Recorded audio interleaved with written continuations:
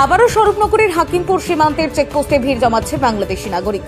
অবৈধভাবে যারা ভারতে বসবাস করত তাদের আবার বাংলাদেশে ফিরে যাওয়ার হিড়িক। শতাধিক বাংলাদেশি নাগরিক যারা এতদিন ভারতে এসে আত্মগোপন করে বিভিন্ন রাজ্যে বা আমাদের রাজ্যের বিভিন্ন জেলায় আত্মগোপন করে বিভিন্ন পেশায় যুক্ত ছিল। বাংলাদেশে কোথায় বাড়ি? বাংলাদেশ সাতক্ষীরা জেলা। আর এখানে কোথায় থাকেন? এখানে থাকতাম আপনার অশোকনগর। অশোকনগর থাকতেন? উত্তর 24 পরগনা? 24 পরগনা। অশোকনগরের কোথায় থাকেন? অশোকনগর মানিকতলা ভ্যান স্ট্যান্ডের ওখানে। এটা থাকতেন, কিন্তু ওখানে আমি একাই থাকতাম। ওখানে ওই দেশের স্থানীয় লোকেরা ছিল, তারা সহযোগিতা করছিল, তাদের সঙ্গে থাকতাম। এখন আমাদের থাকতে দেবে না, কাগজপাতি নিয়ে আমাদের, সেই কারণে বলছে এই দেশে থাকা যাবে না, তোমরা চলে যাও। ওটি কোথায় বাড়ি? বাংলাদেশ সাতক্ষীরা জেলা। এখানে কোথায় বাড়ি? এইখানে ঘুমাই থাকতুম ভাড়া। ঘুমাই বাড়ি? হ্যাঁ, ওইখানে ওই জোগাড়ি কাজ করতুম। অবৈধ অনুপ্রবেশকারীদের গ্রেপ্তারি নির্দেশের পরেই হু করে সীমান্তের দিকে এগোচ্ছে বাংলাদেশিরা। এই মুহূর্তের সবথেকে বড় খবর, প্রকাশ্যে আইএসএফ কর্মীদের বেধড়ক মারধরের অভিযোগে উত্তপ্ত ক্যানিং পূর্বের মৌখালী এলাকায় ফের রাজনৈতিক উত্তেজনা ছড়ালো। অভিযোগ, শওকত মোল্লার ঘনিষ্ঠ আবু জাফরের নেতৃত্বে আইএসএফ কর্মীদের উপর হামলা চালানো হয়েছে। আইএসএফ এর দাবি, এলাকায় দলীয় পতাকা লাগানোকে কেন্দ্র করেই এই সংঘর্ষের সূত্রপাত। আমরা তো বাংলাদেশি না, যে না বাংলাদেশ থেকে আমরা আসছি, এটা সত্যি কথা। জন্ম এখানে আমাদের 53 বছর বয়স ছিল, তার আগের থেকে থাকে আমার মা বাবা। এটা বললে হইলো নাকি? হ্যাঁ, দড়ি দিয়ে ঝুলবো আর ই করবো। जल्दी जल्दी भागो, जल्दी जल्दी भागो, नहीं तो जो करना है सरकार करेगा।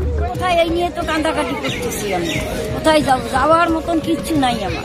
ছিলাম, কাজকর্ম করতেছিলাম, বাংলাদেশে কাজকর্ম নেই, নেই। বলতে থাকা যাবে না, তাই চলে এসেছে। আমরা কি বলবো? এসেছিলাম পেটের দায়ে, গরিব মানুষ তো। যে বাঁচবই বানার কদিন থাকতে তো হবে। এই বর্ষা একটা গুরু কুকুর বিড়ালেরও একটা জায়গা লাগে, একটা দৌড়ি যায়। আমরা কই থাকবো? देश के रुपया में खाना खाएगा, कपड़ा देगा, मेडिसिन देगा, एक दामाद है ये लोग। बांग्लादेशी जो नागरिक है उनका लेने का जिम्मेदार तो है उनका। तो जब हम लोग यहाँ से बोल रहा था तब वहाँ से আর কোথায় যাচ্ছেন? বাংলাদেশ। আপনি যে এতদিন এখানে ভারতবর্ষ ছিলেন বা কলকাতায় ছিলেন, আপনার কোনো কাগজপত্র নেই? না, তা এখানে যে ছিলেন তাহলে কিভাবে ছিলেন? এই এমনি ছিলাম। আপনি বর্ডার পার করলেন কি করে? 30,000 টাকা নিতে পার হতে।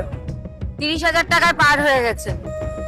এখন এই যে সব ভিটে মাটি, এখন এখানকার যা কাজকর্ম ছেড়ে বাংলাদেশে যাচ্ছেন, বাংলাদেশে কোথায় থাকবেন?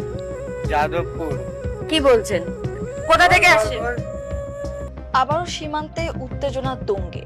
এবার সাতক্ষীরা সীমান্তে ভারতীয় সীমান্তরক্ষী বাহিনী বিএসএফ এর গুলিতে 2 বাংলাদেশি আহত হয়েছেন। গত মঙ্গলবার রাত 2টার দিকে এই ঘটনা ঘটে। আহতরা হলেন কালীগঞ্জের শীতলপুর গোলাম রাব্বানির ছেলে মোহাম্মদ মহিউদ্দিন এবং মৃত ফজর আলী সর্দারের ছেলে শাহিন। মহিউদ্দিনের বাবা রাব্বানি জানান, তার ছেলের হাত ও শাহিনের পিঠে গুলি লেগেছে।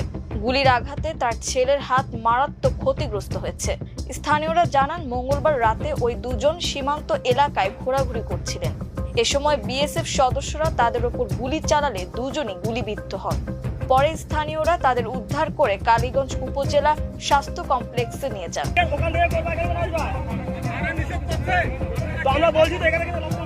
রীতিমতো চোর পুলিশ খেলা চলছে সীমান্তে। রাতের আধারে কথিত বাংলাদেশিদের বাংলাদেশে পুষিনের চেষ্টা করছে বিএসএফ। অন্যদিকে টের পেয়ে তা তুমুলভাবে প্রতিহত করছে বিজিবি।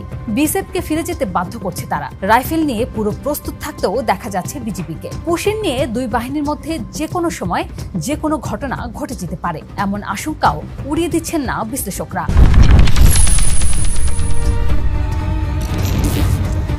পশ্চিমবঙ্গে শুভেন্দু অধিকারীর ক্ষমতায় আসার পর প্রায় প্রতিদিনই গোটা সীমান্তেই ঘটছে এমন ঘটনা। 1 জুন বেনাপোল সাদিপুর সীমান্তে কাঁটাতারের বেড়া খুলে 10-12 জন নারী পুরুষ ও শিশুকে বাংলাদেশে পুষিনের চেষ্টা করে ভারতীয় সীমান্তরক্ষী বাহিনী বিএসএফ। বিজিবির কঠোর নিরাপত্তা ব্যবস্থার কারণে ওই চেষ্টা ব্যর্থ হয়। এই ঘটনায় সীমান্ত এলাকায় বিরাজ করছে তুমুল উত্তেজনা। এর আগে গত 22 মে লালমনিরহাটের পাটগ্রাম সীমান্তে শূন্য রেখার কাছে কোনো প্রকার পূর্ব ঘোষণা ছাড়াই কাঁটাতারে বেড়া নির্মাণের চেষ্টা করে বিএসএফ। এতে বিজিবি ও বিএসএফ এর মধ্যে তুমুল উত্তেজনা সৃষ্টি হয় এবং উভয় পক্ষ অস্ত্র নিয়ে মুখোমুখি অবস্থান নেয়। বিজিবির কঠোর অবস্থানের মুখে শেষ পর্যন্ত নির্মাণ কাজ বন্ধ করে ফিরে যেতে বাধ্য হয় বিএসএফ। কেন হঠাৎ এই পুশ ইন উৎসব? উত্তরটা খুঁজতে একটু পশ্চিমবঙ্গের ভেতরে ঢুকতে হবে। পশ্চিমবঙ্গে বিজেপি সরকার গঠনের পর মুখ্যমন্ত্রী শুভেন্দু অধিকারী সরাসরি ঘোষণা দিয়েছেন ডিটেক্ট, ডিলিট, ডিপোর্ট, অর্থাৎ খুঁজে বের করো, নাম মুছে দাও, তারপর তাড়াও। পুলিশকে নির্দেশ দেওয়া হয়েছে সন্দেহভাজন বাংলাদেশিদের আদালতে না পাঠিয়ে সরাসরি বিএসএফ এর হাতে তুলে দিতে। মানে বিচার নেই, শুনানি নেই, রাত হলেই ঠেলে দাও বর্ডারের ওপারে। আর এমন ঘোষণার পরেই সীমান্তে রীতিমতো নাটক চলছে। বীরভূমের 25 বছর বয়সী অন্তঃসত্ত্বা সোনালী খাতুনকে স্বামী ও সন্তান সহ বাংলাদেশে ঠেলে দেওয়া হয়। পরে প্রমাণ হয় তিনি ভারতীয় নাগরিক। ভারতের সুপ্রিম কোর্ট তাকে মানবিক কারণে ফেরত আনতে নির্দেশ দিয়েছেন। এই ঘটনাটাই বলে দেয় মুসলিম রীতিতে নাম যাদের তারাই মূল টার্গেট। অনেকেই বাংলাভাষী ভারতীয় নাগরিক যারা এই রাজনৈতিক জুজুর শিকার হচ্ছেন। বিশ্লেষকরা বলছেন এটা কোনোভাবেই ভদ্রলোকীয় আচরণ হতে পারে না। ভোটের রাজনীতি সীমান্তকে রীতিমতো হুমকিতে ফেলে দিয়েছে। ভারতে আসলে কত বাংলাদেশি? সত্যিটা কি? ভারতে কি সত্যিই বাংলাদেশিরা অবৈধভাবে আছেন? উত্তর হ্যাঁ, আছেন, কিন্তু কতজন সেটা কেউই নিশ্চিত করে বলতে পারে না। সীমান্তে কিছু বাংলাদেশি ওপারে যান দূরত্ব বিবেচনায় কিংবা ওপারে আত্মীয় থাকায়। ভারতীয় রাজনীতিবিদরা 1,20,00,000 থেকে 2 কোটির কথা বলেন, কিন্তু গবেষণা বলছে এই সংখ্যা অনেকটাই অতিরঞ্জিত। ভারতের লোকসভায় স্বীকার করা হয়েছে অবৈধভাবে বসবাসকারীদের সঠিক সংখ্যা সরকারের কাছে নেই, কারণ তারা লুকিয়ে থাকেন। তবে 2025 সালের পুশব্যাক নীতির আওতায় এ পর্যন্ত 2,500-এর বেশি মানুষ ফেরত পাঠানো হয়েছে, যার সাথে জড়িয়েছে একাধিক মানবাধিকার সংকট। কিন্তু বিশ্লেষকরা স্পষ্টভাবে বলছেন, যদি সত্যিকারের বাংলাদেশি নাগরিক অবৈধভাবে ভারতে থেকে থাকেন, তাদের ফেরার পথটা হোক আইনি। পরিচয় নিশ্চিত করো, 2 দেশের কর্তৃপক্ষকে জানাও, তারপর যথাযথ প্রক্রিয়ায় হস্তান্তর করো। কাঁটাতার খুলে রাতের আধারে শিশু আর নারী ঠেলে দেওয়ার মধ্যে কোনো সভ্যতা নেই।